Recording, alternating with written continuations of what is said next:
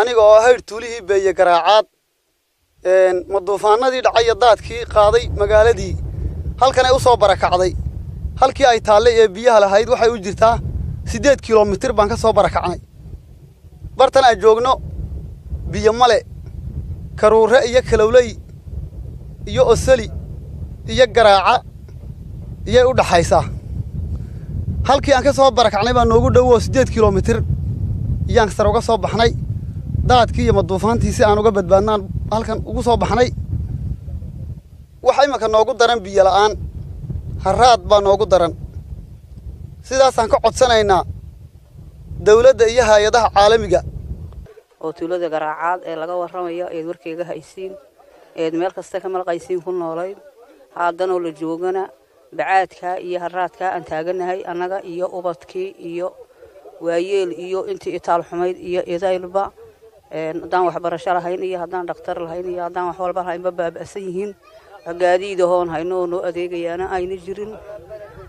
haddana la joogo waxaan codsanaynaa biyo in lala soo gaadho biyo in lala soo gaadho oo rig lanoo qodo oo biyo lanala soo gaadho oo lanoo dhaqsado ayaan ka rajaynaynaa assalaamu calaykum waraxmatullah dhibaatada dadka reer garaacaad ku dhacdayna waxaan ugu baaqaynaa hay'adaha dawladda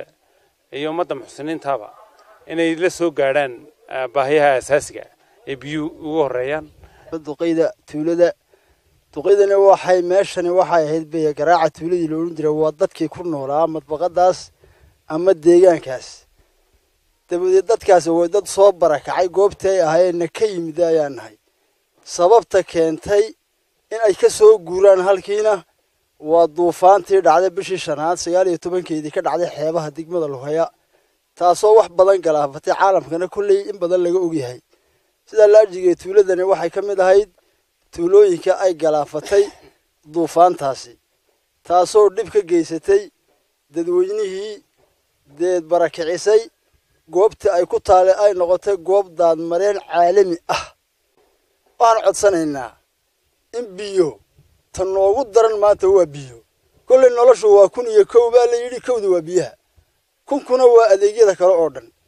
kowdi baa maanta noogu daran taasaan khatar ugu sugannahay dhibo haya waxaan jecel lahay hay'adaha iyo dawladda Soomaaliland inay sidaa u dhaqsaha badan la biyo noogu daran waa biyo wax noogu daran dad iyo deer 8 kilomitir meesha ka nimadnay ee noo jirta garaaca wax nooga dhow ma jiro kalule iyo karuure inta u dhaxaysa joogna saddex goobood kulli waxaan u baahan noogu daran waa biyo waxaan ka codsanaynaa inay ilaahay idankiisa noola soo gurmadaan biyo nolosha horeysa wixii kale baa u dambeeyo ilaahay baana ka sugaynaa sidaasaan u sheegnaa hay'adaha iyo dawladda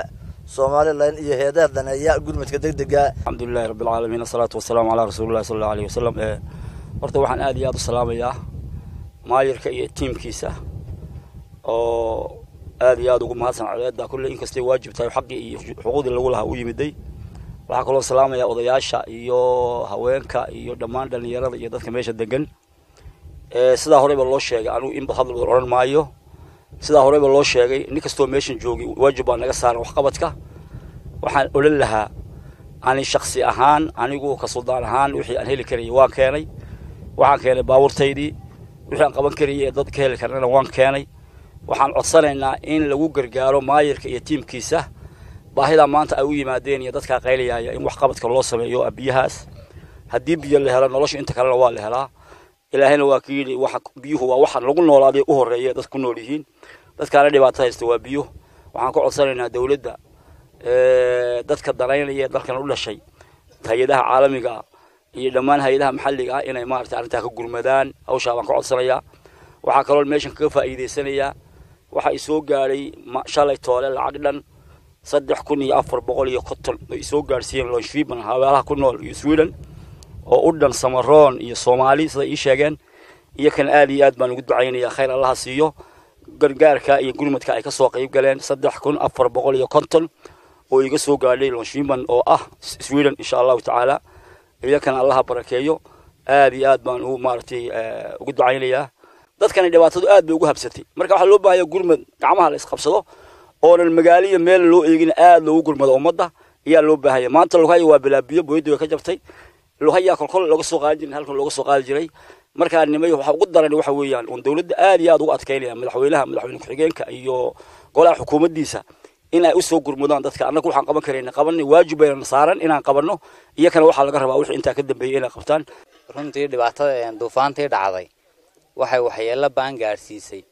goobihii tuulooyinkii oo waliba xagga xeebta ugu sii xigay oo halkan garaaca ay ka mid tahay maanta garaaca waxay ku taalay meel 8 kiiloomitir dhinaca badda inaga xigta iyo kooli jirtay oo caafimaadkii ugu yaalay oo biyihii ugu yaalay oo iskoolkii ugu yaalay oo masaajidkii ugu yaalay madrasadii ugu taalay maantana waxa aad arkaysaan waxay taalaa waa dhulkii haraadka loogu dhiman jiray weeyaan halka waxaan ka qaadnay 2011kii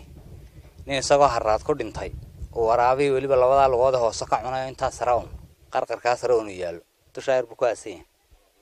inta taasal dhigi beegsi waqtigu joogay baa hayd oo markii ugu ninkii qofkii ugu dambeeyay ee haraad halkan ku dilo maantana bulshada inta leeg baa ku nool runtii xaaladii dhacday baa qasabtay in halkan yimaadaan oo meeshii ay deganayeenba waxay isku bedeshay dhul dooxa magaaladiina waxba kama noola adeegii bulshadana waxba kama noola way baabeen maanta halkan caafimaad ugu diyaarsan ma jiro biyo diyaarsan ma jiro waqtiga aynu taaganahay waqtiga xagaagii ugu darayd aasugu waliba dhacay waxbarashadii ma jirto dadkaasi waxay u baahan yihiin maanta in si degdeg ah in wax loogu qabto iyo u baahan yihiin qayladiina meel walba aan gaarsiin doonaa